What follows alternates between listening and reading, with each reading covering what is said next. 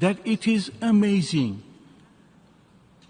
that when my friend from Canada insists on naming the organization Hamas, that he does not feel the need for the equity and balance and fairness for which Canada is so well known. He does not feel the need to name Israel for killing 7,000 Palestinians and injuring 17,000. Only Hamas. Is this balance? He says what needs to be named has to be named. We believe Israel needs to be named.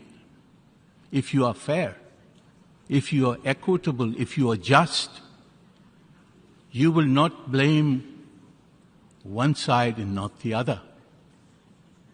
And if you were to go back to the issue of who started this, we all know who started this. It is 50 years of Israeli occupation and the murder and killing of Palestinians with impunity that started this. When you push a people into the corner, they will respond.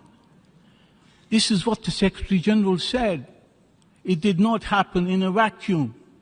And look at the reaction that came from the Israeli representative, insulting the Secretary General, calling for his resignation.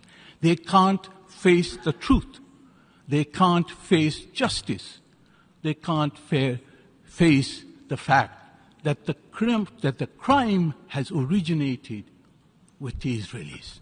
The Israeli occupation is the original sin in this case. It is not what happened on the 7th of October. That is the proximate cause. But the real cause is the occupation of Palestine.